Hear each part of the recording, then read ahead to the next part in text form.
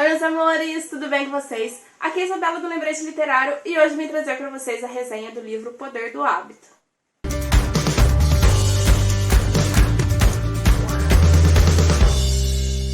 Então, o livro de hoje é O Poder do Hábito, do Charles Duhigg, acho que é assim que se pronuncia. E foi um livro que eu já havia dado início na leitura, porém não estava me prendendo. E aí, esse mês eu coloquei ele como meta na minha TBR, então eu consegui ler. E realmente, nessa segunda leitura, porque eu havia começado, eu estava lá na página 60, 70, eu comecei novamente do início pra eu engajar e ver direitinho por que eu não estava gostando. Mas realmente me surpreendeu. Dessa vez a leitura me puxou e me atraiu bastante. Então eu li agora sem problemas nenhum, sem ficar, tá cansativo, não sei o quê. Realmente, dessa vez, a leitura me surpreendeu e eu consegui engajar bem no livro. Mas, uma coisinha, gente, eu achei que pra fazer essa resenha, ainda nem fiz, mas eu tô achando que vai ser um pouquinho difícil e um pouco complicado pra eu transmitir tudo que o livro ensinou. Mas eu espero que dê pra entender um pouco no geral e tal, e é isso, gente, vamos ver o que dá.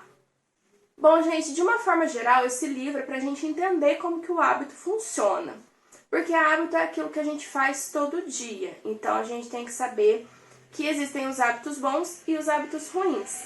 E que o nosso cérebro, ele não consegue entender essa diferença e distinguir o bom do ruim, os hábitos bons dos ruins. Então, acaba que às vezes a gente está começando a mudar, está começando a melhorar. E o hábito ruim sempre vai estar ali, ó, na sua cabecinha, ali na espreita, tentando retomar e aparecer de novo no seu dia a dia. Então a gente tem que sempre tentar entender qual é a rotina do nosso hábito, o que acontece para ele estar aparecendo. Então o livro fala de 3 partes, são o hábito, a deixa e a rotina. Então, por exemplo, ele dá um exemplo de algo doce. Eu vou trabalhar, minha rotina é o trabalho, e daí do nada eu quero comer um donuts, um cookie, alguma coisa doce. E aí você pega e vai lá e come. E aí o cérebro, ele associa. Quando você quer comer esse doce, o cérebro já antecipa a sua felicidade do açúcar no seu corpo, sabe? Então, muitas vezes quando você consegue deixar de comer, você fica meio frustrado, fica meio chateado, sabe? Mas é por conta do que o cérebro manda pro nosso corpo. Então, você tem que entender qual é o hábito, a deixa e a rotina. Então, você tá trabalhando, e aí, normalmente, que horas que você costuma comer essa porcaria? Um lanche ou uma coisa doce ou alguma coisa do tipo. É a hora que você tá entediado, é a hora que você tá cansado, é a hora que você tá estressado. Então você tem que saber identificar esses momentos e pra você conseguir romper. Então na hora que você pensar, vou comer o meu doce agora, não, vai lá, pega uma fruta, toma um suco, pega uma coisa mais leve e tal e retoma pro que você tava fazendo. O livro, no geral, ele dá vários exemplos de pessoas, empresas, situações, N coisas. Ele dá vários exemplos, não tem como citar todos, mas são exemplos de sucessos e fracassos, tanto na vida pessoal, como no trabalho, na empresa ou num todo. Então ele vai dar vários exemplos de coisas a se fazer e a se melhorar. E aí ele fala sobre vícios e hábitos. Os vícios muitas vezes estão associados aos hábitos. Normalmente é a bebida ou o cigarro, essas coisas muitas vezes estão associadas. Então, a pessoa vai fumar cedo depois do café, ou a pessoa fuma quando ela está estressada, ou alguma coisa assim. Então, a gente tem que saber associar e ver quais são os momentos que a gente tem essa recaída. E outra coisa interessante que eu achei é sobre a fé que ele fala. É a fé, sim, em algo maior, da pessoa acreditar em algo maior, em uma religião, em alguma coisa assim. Mas também a fé nela mesma, de que ela é capaz e de que ela consegue mudar e realizar mudanças à sua volta e na sua vida. Uma outra parte interessante, foi feita uma pesquisa com crianças. Então as crianças eram colocadas dentro de uma sala e era oferecido para elas um marshmallow. E falava, olha, se você conseguir esperar um pouquinho, a hora que eu voltar, eu vou te dar mais um marshmallow. Mas se você comer o marshmallow antes de eu voltar, eu não vou te dar. Então a pessoa se retirava da sala, tinha um vidro falso para elas poderem acompanhar como as crianças se comportavam. E algumas crianças realmente conseguiram esperar, eu acho que era coisa de 15 minutos. As crianças conseguiram esperar, então elas receberam mais um marshmallow. E outras não conseguiram esperar, então foi a pessoa dar as costas, fechar a porta, a criança já foi e devorou o marshmallow.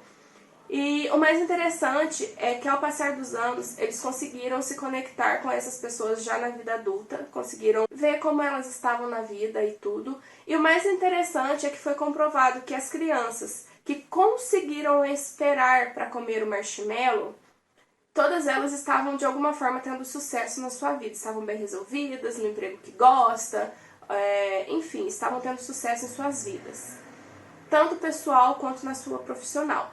E já as crianças que não conseguiram esperar para comer, que realmente não conseguiram segurar aquele impulso, devoraram o marshmallow na hora, a maioria delas estavam de uma forma fracassada na sua vida. Estavam sedentárias ou não estavam tendo sucesso na sua vida, estavam no emprego que não estavam gostando, e enfim, elas estavam infelizes em suas vidas e em suas carreiras. E outra pesquisa realizada foi com cookies e rabanetes. Então eram 2 grupos.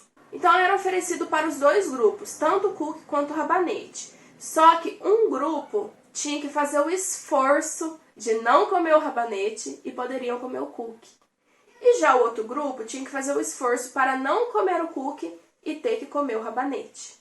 Então vocês podem ver que para um o esforço era muito pequeno, porque é óbvio que eu iria preferir o cookie do que o rabanete. Então para eles foi tranquilo e não precisaram fazer esforço nenhum.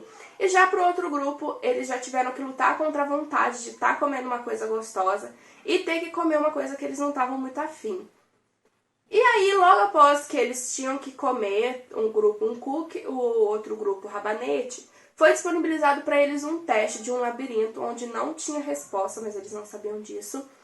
E o grupo que não precisou fazer tanto esforço, que foi o que comeu o cookie, eles conseguiram se dedicar e focar muito mais na tentativa de resolução do labirinto do que o outro grupo, porque o outro grupo já tinha se desgastado tentando não comer o cookie, comer daquilo que eles não queriam comer, então eles já estavam estressados e na hora de resolver o labirinto eles já não queriam resolver.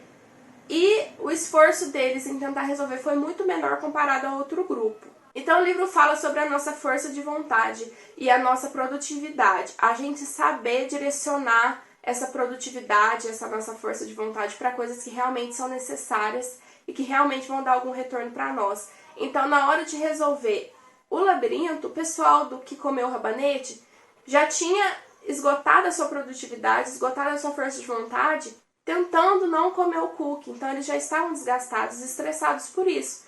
E já o outro grupo não precisou fazer esse esforço. Então na hora que foi para fazer o labirinto, eles conseguiram se esforçar mais e tentar uma produtividade maior na resolução do labirinto.